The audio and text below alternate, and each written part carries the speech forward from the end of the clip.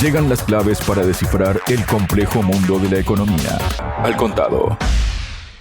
Los aranceles propuestos por Washington para México y Canadá entrarán en vigor el 4 de marzo, mientras que China tendrá uno adicional, aseguró este jueves el presidente de Estados Unidos, Donald Trump. Para hablar sobre ello y cuestiones relacionadas, estoy junto al analista internacional Marcelo Ramírez. Marcelo, bienvenido a Radio Sputnik. ¿Cómo estás? Gracias por darme la oportunidad de charlar con ustedes. Bueno, muchísimas gracias a vos, Marcelo, por haber aceptado la invitación. Bueno, según Trump, las drogas siguen entrando a Estados Unidos desde México y Canadá a niveles muy altos e inaceptables, a pesar de las promesas de ambos países por intensificar sus esfuerzos para vigilar las fronteras. No podemos permitir que este azote continúe dañando a Estados Unidos y, por lo tanto, hasta que se detenga o se limite seriamente los aranceles propuestos programados para entrar en vigor el 4 de marzo, de hecho, entrarán en vigor según lo previsto, escribió en su cuenta de Truth Social. Además señaló que se impondrá a China, donde según afirma se fabrican y suministran drogas en forma de fentanilo, un 10% adicional a partir de esa fecha. Las importaciones de productos del país asiático ya enfrentan aranceles estadounidenses del 10% desde principios de este mes. La fecha del segundo arancel recíproco de abril permanecerá en pleno vigor y efecto. Gracias por su atención a este asunto. Que Dios bendiga a Estados Unidos, concluyó el mensaje de Donald Trump. Bueno, ¿a qué se enfrentan Canadá y México? ¿Qué nos puedes comentar, Marcelo? Creo que lo del fentanilo básicamente es un excusa, ¿no?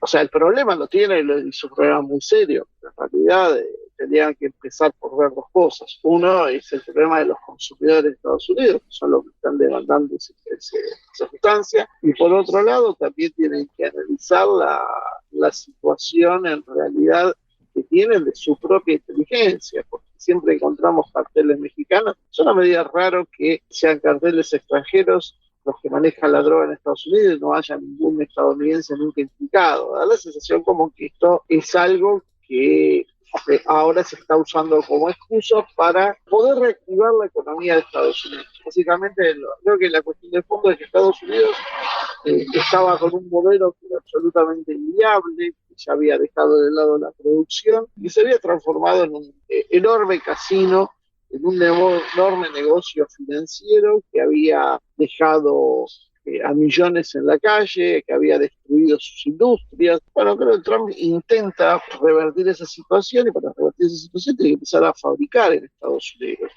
Un concepto que en las últimas décadas se había desvalorizado, ¿no? Era algo que en general los economistas que hablaban de países postindustriales, países de servicios y diseño. Y bueno, parece que ahora nos encontramos con que no solo alcanza con esa política, sino que también hay que producir, y Trump quiere producir, y para producir necesita sacar de competencia quienes son los que en realidad vendían lo que Estados Unidos consumía, que además acrecentaba constantemente una deuda que amenaza con ser ya inmanejable.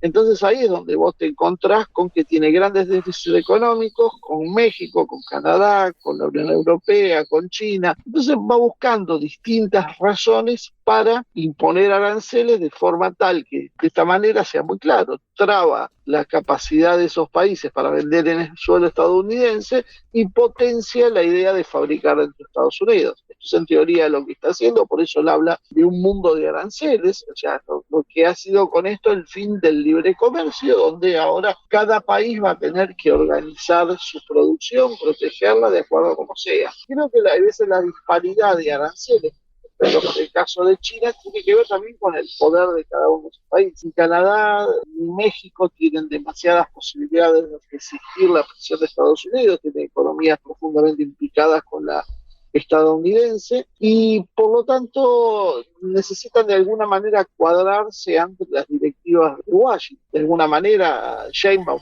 a pesar de su retórica, termina tomando las medidas que Trump le va pidiendo que haga, y el futuro de Canadá se ve bastante complicado, sea como el 51º estado de Estados Unidos o como un país satélite de los Estados Unidos.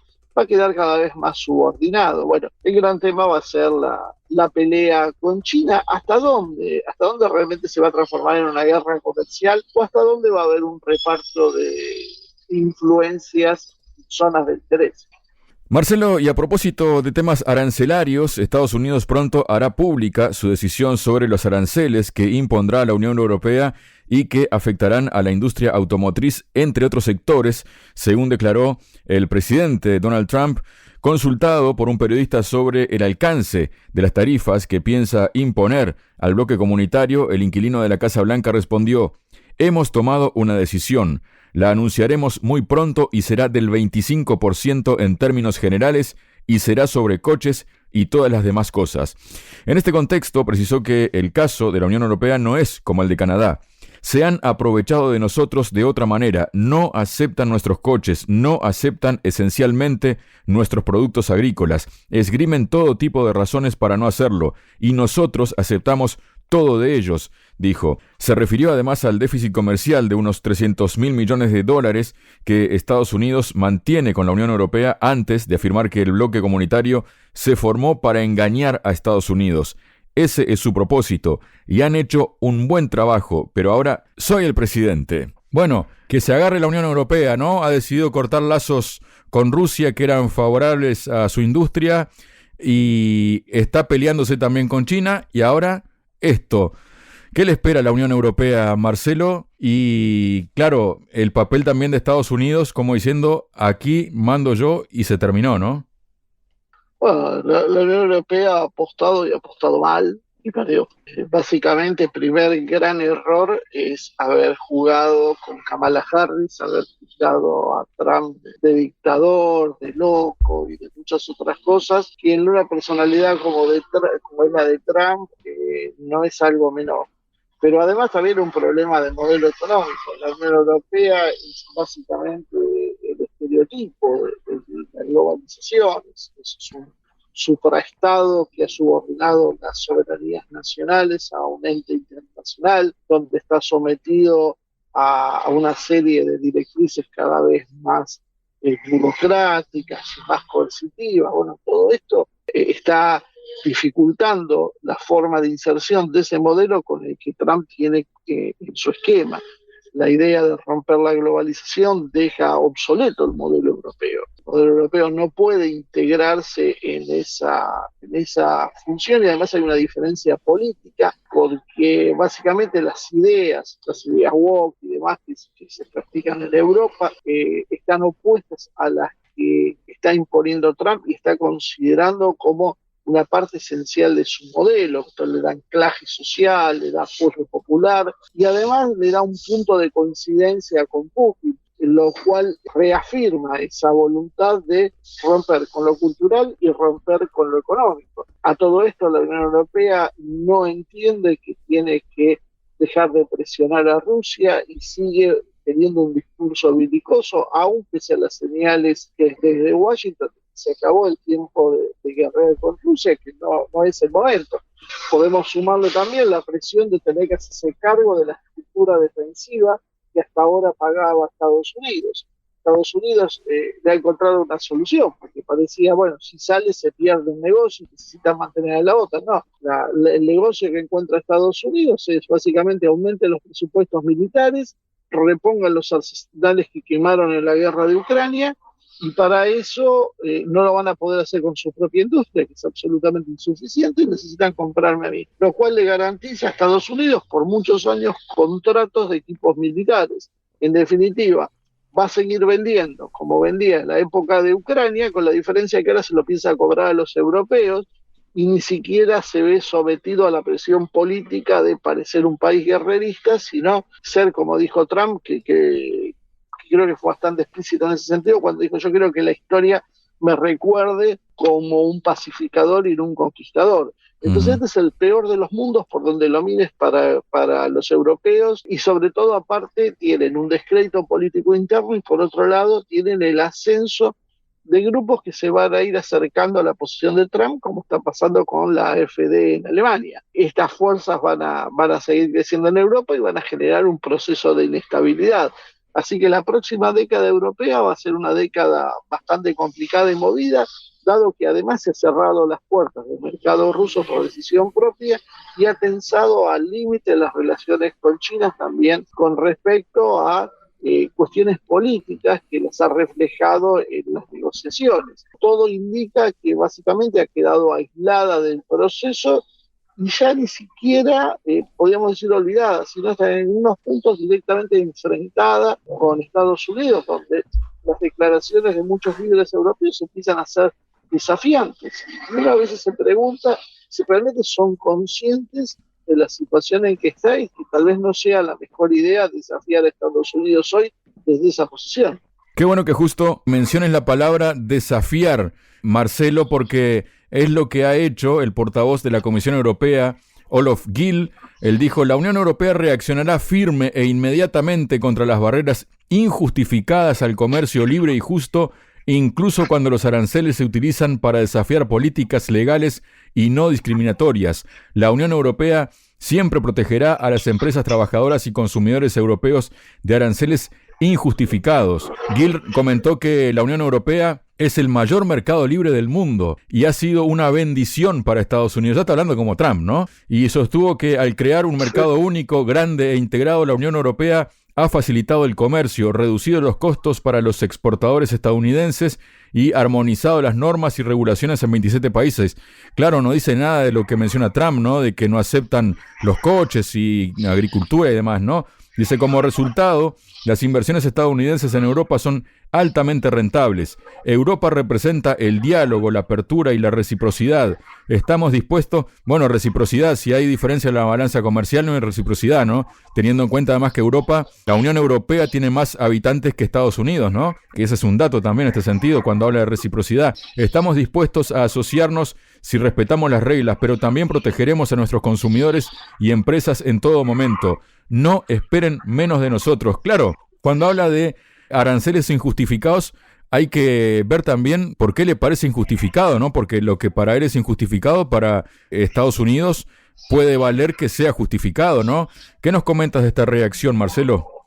Lo que pasa es que la Unión Europea tiene una doble vara para medir las cosas en ese sentido. O sea, es cierto que tienen procesos de integración, pero los tienen internos, no externos. Entonces, para productos que vienen de fuera de la zona europea, la cosa no es fácil. Nosotros en Sudamérica también hemos padecido ese tema. No tenemos la relevancia de Estados Unidos, pero la idea de, por ejemplo, de productos agrícolas, donde los productos sudamericanos son mucho más competitivos que los europeos, nunca ha podido prosperar demasiado por una serie de barreras que van desde para arancelarias hasta fitosanitarias. Y además parece una constante la cuestión de la regulación excesiva, la cuestión a partir de ideas como el ambientalismo, que ponen constantemente distintos requisitos para los productos que entran, envases y demás. Todo eso genera costos adicionales y a veces parece como que se redireccionan las medidas tomadas en función de los beneficios de determinados sectores. En realidad creo que ese es el problema. Eso lo han hecho, como decía, en Sudamérica, y así todo han intentado avanzar en un acuerdo porque nosotros tenemos presidentes débiles que no velan por los intereses de nuestro país. Bueno, acá se toparon con un presidente como Trump que en realidad viene con una idea diferente y en cierta medida mira con una cuota de desprecio a los europeos. No piensa facilitarles absolutamente nada y los ve de alguna manera como alguien que debe obedecer, como bueno, nosotros los salvamos de la guerra, después habrán agregado con Rusia, pero hasta hace poco era simplemente nosotros los salvamos del nazismo, nosotros los salvamos del comunismo, nosotros tuvimos que intervenir en Yugoslavia y ahora tuvimos que también intervenir en Ucrania para sostener, ustedes son incapaces de hacer nada, entonces, bueno, lo mínimo que pueden hacer es comprarnos los productos.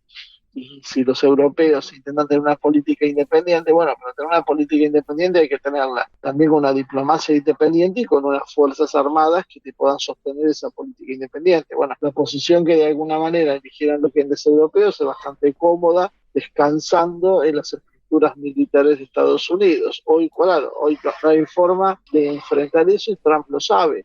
Simplemente qué van a hacer con Rusia ahora con la cuestión de Ucrania si Estados Unidos se retira. Bueno, Esas son las cosas que deberían pensar y que Estados Unidos empieza a reclamarles. O sea, ustedes quieren que nosotros los ayudemos en algo, que seamos partícipes en estas cuestiones. Bueno, entonces van a tener que comprar los productos estadounidenses. El problema es que tampoco los estadounidenses producen de forma competitiva y del gusto europeo muchas veces. Es una cuestión bastante difícil de resolver. Hay que recordar que, hablando un poco de todo el tema de aranceles y también nos metemos ahora con el tema sanciones, ¿no? Que el canciller ruso Sergei Lavrov ha dicho esta semana o ha denunciado que Europa debe dejar de recurrir a los métodos de robo y pretender que sus acciones queden sin respuesta.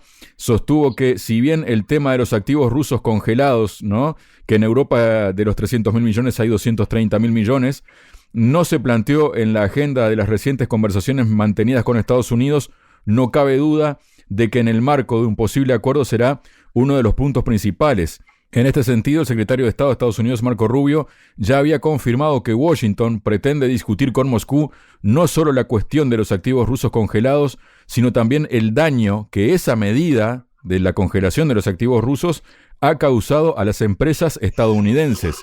Esto formará parte de una conversación más amplia sobre cómo restablecer nuestras relaciones, es lo que han declarado durante esta semana tanto Lavrov como Marco Rubio, ¿no? Entonces llega y salta un chihuahua ahora, ¿no? Porque el ministro de Asuntos Exteriores de Estonia, Margus Tsahkna, recordó a Estados Unidos que los activos congelados rusos están en manos de Bruselas y no de Washington, por lo que instó a tomar en cuenta la postura de la Unión Europea en la mesa de negociaciones con Rusia. Si Europa y Ucrania están unidas y los ucranianos son lo suficientemente fuertes como para no tener que aceptar un mal acuerdo, entonces Estados Unidos tendrá que aceptar la opinión de Europa en la mesa de negociaciones. Los europeos tenemos mucho en nuestras manos para presionar a Rusia en las negociaciones. Quieren recuperar los 220.000 millones de euros, 230.000 millones de dólares en activos congelados y poner fin a las sanciones contra la economía rusa. Ambas cosas están en nuestras manos, no en las manos de los estadounidenses. ¿Tiembla Marco Rubio en este momento cuando escucha esto, Marcelo? Yo creo que debe estar pellizcándose para ver si está dormido o qué es lo que está pasando.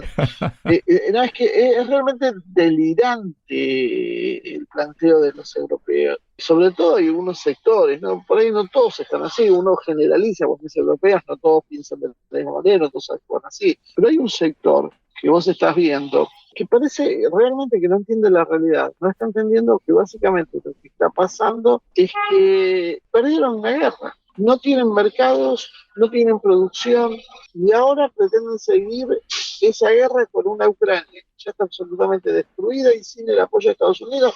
No solo sin el apoyo de Estados Unidos, contrariando a Estados Unidos y desafiándolo, y enfrente los tienen a Rusia, que no escuchan nada más que declaraciones bélicas de los europeos, pero que ahora se están quedando sin el respaldo precisamente del matón del barrio, que era el que venía y ponía orden cuando se metía en líos Europa. Entonces toda esta situación no puede terminar bien para Europa.